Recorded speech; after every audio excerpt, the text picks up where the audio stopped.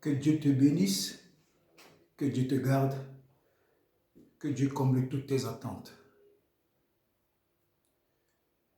J'ai une petite exhortation à te donner. Garde la foi en Christ. Garde jalousement ton salut en Christ. Sois fier de la situation que le Seigneur te fait traverser en ce moment. Parce que je voudrais te dire quelque chose. Dans l'Église, aujourd'hui, dans le corps de Christ, il y en a tellement de manipulations. Tellement de manipulations. Tellement de manipulations. Au point où même des enfants dans la foi, des enfants qui n'ont pas le niveau spirituel que tu as, que tu possèdes, veulent te faire le chantage. À cause de leur argent, à cause de leur situation sociale, à cause de certaines fréquentations, à cause de je ne sais quoi. Garde ta personnalité. Garde ton niveau spirituel. Ne te laisse pas manigancer ou influencer ou intimider ou manipuler par qui que ce soit. Tu es unique. Tu es unique. Personne d'autre n'a tes empreintes digitales. Tu es le seul à les avoir. Donc sache que tu es unique. Le couloir que le Seigneur te réserve, c'est ton couloir à toi seul. Personne ne sera jamais toi et tu ne seras jamais personne. Reste toi-même. Ne vis pas la vie des autres. Reste toi-même. Ne t'identifie pas aux autres. Reste toi-même. Ne sois pas complexé à cause de la vie des autres. Non, tu es unique. Et sache que tu es unique. Si tu te considères comme un aigle royal, le plus puissant et le plus fort, le plus redoutable, le plus visionnaire de tous les oiseaux du monde, l'aigle royal. Si tu te considères comme un aigle royal, toi mon frère qui m'écoute, tu te considères comme un aigle royal, toi la sœur qui m'écoute, garde ta posture d'aigle royal. L'aigle vole seul. L'aigle vole seul. C'est pourquoi il a la capacité d'affronter les tempêtes. C'est le seul oiseau qui entre dans la tempête, qui affronte la tempête et qui vole dans les lieux les plus élevés. C'est l'aigle. C'est l'aigle. Tu es appelé à voler plus haut. Tu es appelé à voler plus haut. Tu es appelé à atteindre les hauteurs dans la grandeur. Alors ne laisse pas que des pigeons avec un semblant d'humilité viennent te ramener au bas de l'échelle. Ne laisse pas que les moineaux, à cause du fait qu'ils tapent trop les ailes, te ramènent au bas de l'échelle. Ne laisse pas que des martins pêcheurs, les oiseaux bavards, inutiles, te ramènent au bas de l'échelle. Tu es un aigle. Et quand quelqu'un a appelé pour être un aigle, il a des épreuves à lui. Il a des défis à lui. Il a des géants à lui. Il a des épreuves et des géants de difficultés à lui proprement qui viennent le bâtir pour qu'il sache comment affronter la grandeur que Dieu lui prépare. Alléluia. Oui, tu es unique. Ne te laisse pas impressionner par la richesse de quelqu'un, ou par la gloire de quelqu'un, ou par la notoriété de quelqu'un, ou parce que quelqu'un est une gloire dans la musique, une gloire dans la politique, une gloire dans le football. Quelle qu'en soit la personne, ne te laisse jamais intimider parce que tu es unique. Toutes ces fortunes, tu ne connais pas le prix. Tu ne sais pas ce qu'ils ont fait. Tu ne sais pas par où ils sont passés. Tu ne sais pas combien de têtes ils ont coupées. Tu ne sais pas combien de litres de sang sur lesquels ils marchent à cause de ces fortunes-là. C'est ce qui fait ma force, bien-aimé. Je ne me laisse pas intimider. Je ne me laisse pas influencer. Qui que tu sois, même si tu es le milliardaire le plus puissant de la terre, tu ne m'intimides pas, tu ne m'effraies pas. Je respecte un chrétien, je respecte une chrétienne, mais tous ces hommes qui se font de l'argent sur le sang humain, sur les sacrifices humains, toutes ces personnes que vous considérez, mais qui sont d'une cruauté extrêmement diabolique, je ne peux pas donner de la considération à ces gens de personnes. Et c'est parce que vous, des inconscients, vous qui ne savez pas le degré de cruauté que ces gens possèdent, c'est à cause de vous que leur vie donne un semblant de clarté. C'est à cause de votre ignorance. Ce sont vos étoiles qui profitent. Ce sont vos étoiles qui profitent. C'est à cause de votre attention qui se font des personnes importantes. Faites comme s'ils n'existaient pas, vous allez voir, ils vont tomber. Alléluia. La Bible dit, la création attend avec un ardent désir la révélation des fils de Dieu. Recherche la puissance de Dieu ardemment. Recherche la communion avec Dieu de manière ardente. Soupire à la plénitude du Saint-Esprit et de sa puissance.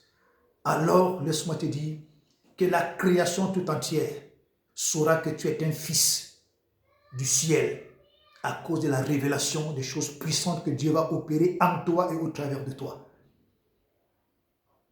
Alléluia. Tu es appelé à convertir les nations. Tu es appelé à impacter les nations. Pas les petites conversions là.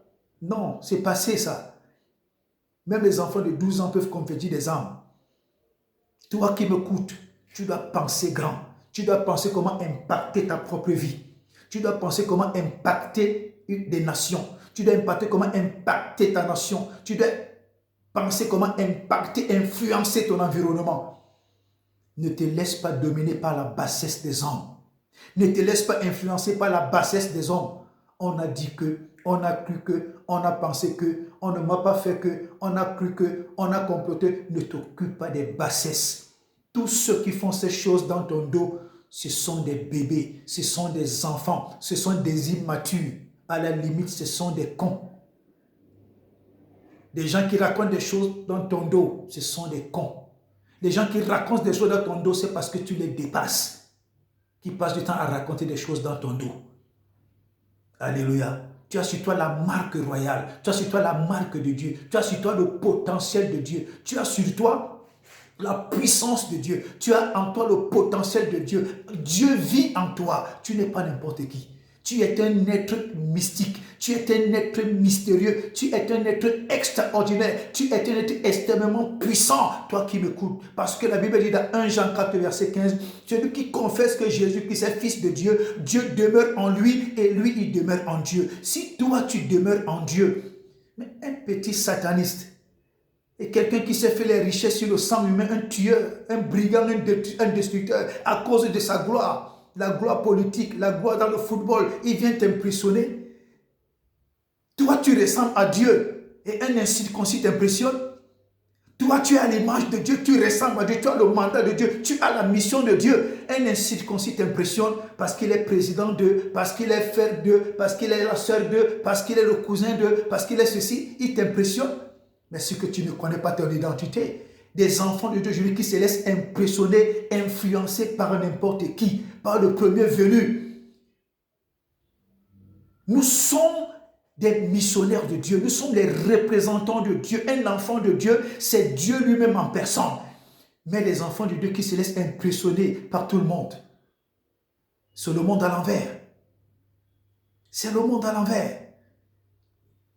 Ce sont les satanistes aujourd'hui que les chrétiens apprécient le plus. Vous allez voir un chrétien, une chrétienne, un pasteur, une épouse de pasteur qui donne beaucoup plus de l'importance à quelqu'un. Soit il est glorieux, soit il est une autorité, soit il est un notable, soit il a fait carrière, ou il est ceci. Mais il lui donne de l'importance plus qu'à un chrétien, plus qu'à son mari, plus qu'à sa femme, plus qu'à ses enfants. Vous allez voir aujourd'hui des chrétiens qui sont tellement, ils sont possédés par le démon du football, ils sont possédés par le démon ces démons de légèreté. Ils sont envoûtés, voilà, envoûtés par le mysticisme footballistique. Envoûtés par le mysticisme footballistique. Les chrétiens sont plongés dedans. Ils apprécient tellement les footballeurs. La valeur et l'honneur et l'importance qu'ils donnent à ces footballeurs et à ces anciens joueurs de football, ils ne donnent plus qu'à Jésus, plus qu'à leur Bible, plus qu'à leur communion avec Dieu. D'autres même manquent même parfois le culte à cause du ballon. C'est honteux. C'est honteux. La création attend avec un ardent désir la révélation des fils de Dieu. Mais quand la création nous regarde aujourd'hui, la création voit la honte. La création voit le mépris. La création voit les complots. La création voit, qu'est-ce que je voudrais encore dire? Des hommes insensés. Je disais tout à l'heure à l'église que quand les chiens nous regardent, les chats nous regardent, les coqs nous regardent, les arbres nous regardent, les animaux nous regardent, ces animaux se posent la question de savoir est-ce que ceux-ci, c'est Dieu qui les a créés? Les animaux se posent la question, mais n'est-ce pas la Bible dit que la création attend avec un ardent désir la révélation des fils de Dieu? Mais en ceux-ci, on ne voit rien de Dieu. En ceux-ci, on ne voit rien qui représente Dieu. En ceux-ci, on ne voit rien de divin. C'est eux qu'on trouve dans les scandales. C'est eux qu'on trouve dans les adultères. C'est eux qu'on trouve dans les impudicités. C'est eux qu'on trouve dans les trafics de sang. C'est eux qu'on trouve dans le satanisme. C'est eux qu'on trouve dans les complots. C'est eux qu'on trouve dans les manipulations. C'est eux qu'on trouve dans les enfantillages dans Facebook. Des enfantillages. Des chrétiens qui passent le temps à réciter des versets bibliques, mais eux-mêmes, ce sont des bébés spirituels. Avec ça, on ne peut pas impacter la nation. Devenons des chrétiens solides, des chrétiens mûrs, des chrétiens aguerris, des chrétiens mandatés. Jésus a bâti des disciples et les a envoyés. Quand les apôtres sortaient un verset biblique de leur bouche, ce verset biblique était extrêmement puissant parce qu'eux, ils connaissaient leur identité. Ils ne passaient pas leur temps dans Facebook à apprécier les influenceuses, à apprécier les influenceurs, à apprécier les anciens gloires de football, à apprécier X et Y. Parce qu'il a joué au football, parce qu'il a été grand chanteur, parce qu'il a été grand musicien, parce qu'il a été grand boxeur, parce qu'il a été grand politicien. C'est le nouveau travail des chrétiens. Et ainsi, c'est le monde qui est en train d'absorber les chrétiens sans s'en rendre compte. Vous vous rendez compte, aujourd'hui même on trouve des femmes de pasteurs, je ne vais pas citer leur nom. Vous connaissez, dans les boîtes de nuit, en train de faire du n'importe quoi. Et quand la honte les rattrape, on met tout sur le dos de Dieu. Pardon, on met tout sur le dos de Satan. Arrêtez d'accuser Satan partout. Il faut être averti. Si tu respectes ta foi chrétienne, si tu respectes ton identité de véritable enfant de Dieu, si tu respectes ta stature d'homme de Dieu et de femme de Dieu, il y a des endroits où tu ne dois pas y aller. Arrêtez avec les légèretés. Des hommes légers, des femmes légères, quand tu te retrouves quelque part, dans une boîte de nuit, ou à faire du n'importe quoi, quand on t'attrape, tu mets tout sur le dos de Satan. Arrêtez d'accuser Satan. Tu es léger, c'est tout. Tu es légère, c'est tout. Tu donnes une apparence d'avoir la maturité, mais quand tu poses un acte, on voit que tu es léger. Tu ne sais pas qui tu es. La création attend avec un ardent désir la révélation de Dieu. C'est à nous de faire la différence. Ce n'est pas au monde de nous imposer sa vie. Ce n'est pas au monde de nous imposer sa façon de faire. Ce n'est pas au monde de nous imposer. Non, c'est à nous d'imposer et d'impacter le monde et la société. Mais avec quoi les chrétiens vont impacter la société? Avec quoi les chrétiens vont impacter le monde? Avec quoi? Avec des faux prophètes, des faux pasteurs, des faux évangélistes, des faux apôtres, des faux docteurs, des faux enfants de Dieu. L'apôtre Paul en parle, des faux frères, des faux serviteurs de Dieu, des faux Christ. Avec ce genre de choses, on ne peut pas impacter la nation. Nous croupissons sous le joug de la nation. Nous croupissons sous le joug des satanistes. À cause de quoi? À cause de la légèreté que certains pasteurs ont introduit dans l'église. À cause de cela, vous pouvez vivre n'importe comment parce que vous êtes sous la grâce. Mais arrêtez ces bêtises. Arrêtez. Arrêtez ça. Jésus a été clair. Hein? Arrêtez de moi. Allez en enfer. Vous qui commettez l'iniquité, je ne vous connais pas. Jésus a été clair. L'apôtre Paul a été clair. Lui-même, il a combattu. Il dit qu'il ne faudrait pas qu'après avoir prêché aux autres, que lui soit rejeté. Arrêtez ça. Conférence sur conférence, séminaire sur séminaire, école biblique à gauche, école biblique à droite, c'est bien. Les théologies à gauche, théologie à droite, c'est bien. Les doctorats en théologie, les masters en théologie, tout ça c'est bien. Mais quand ce sont des bandits, des malhonnêtes, des serviteurs de Dieu mal intentionnés, je dis mes serviteurs de Dieu, serviteurs de Satan, qui viennent s'introduire pour apprendre toutes ces choses, pour venir faire du mal au peuple de Dieu, il faut s'attendre à ce genre de résultats. Il faut s'attendre à cela. Je connais qui je suis en Christ. Je sais que je sers le Dieu Tout-Puissant, le Dieu redoutable, le Dieu impitoyable, le Dieu le plus dangereux de tous les dieux. Je sais que je suis représentant de Dieu sur la terre. Je connais mes droits spirituels. Je connais jusqu'où je peux aller pour terrasser quelqu'un et jusqu'à mettre fin à son ministère dans ma vie ou bien dans quelque chose qui m'est cher. Arrêtez les enfantillages, enfants de Dieu. Arrêtez les enfantillages. Arrêtez les enfantillages. Arrêtez les enfantillages.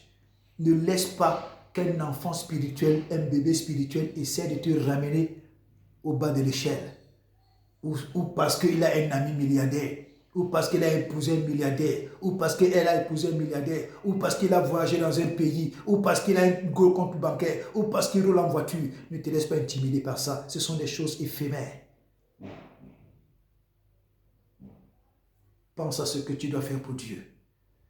Parce qu'après tes jours sur terre, c'est ce que tu devais faire pour Dieu que tu n'as pas fait. Tu verras le salaire de ça. Pense comment accomplir la mission de Dieu et laisse tout le reste. Alléluia. C'était une exhortation pour toi, mon frère, une exhortation pour toi, ma soeur, pour te dire que tu es un choisi de Dieu. Et en tant que choisi de Dieu, sache que tu es un aigle. Un aigle reste les yeux fixés sur sa vision. Un aigle affronte les épreuves. Tes épreuves ne peuvent pas être les épreuves d'un pigeon ou bien d'un moineau. Et tu verras un pigeon ou un moineau venir mettre la bouche dans ta vie alors que toi tu es un aigle, alors que toi tu es une aigle. Ne te laisse pas distraire par les moineaux. Ne te laisse pas distraire par les pigeons. Ne te laisse pas distraire par les martins pêcheurs. Bavarde beaucoup, mais le bas-ventre est vide. Ne te laisse pas distraire par ces frères et ces sœurs, ces personnes qui récitent des versets bibliques à tort et à travers. Eux-mêmes, ce sont des complotistes, des sorciers, des gens mal intentionnés, des chrétiens avec des cornes, des serviteurs de Satan habillés en vêtements de chrétiens, mais qui sont là pour perturber la vie de ceux qui veulent marcher dans l'intégrité avec Dieu et courent pour accomplir la vision. Alléluia, que Dieu vous bénisse, que Dieu vous garde. Shalom.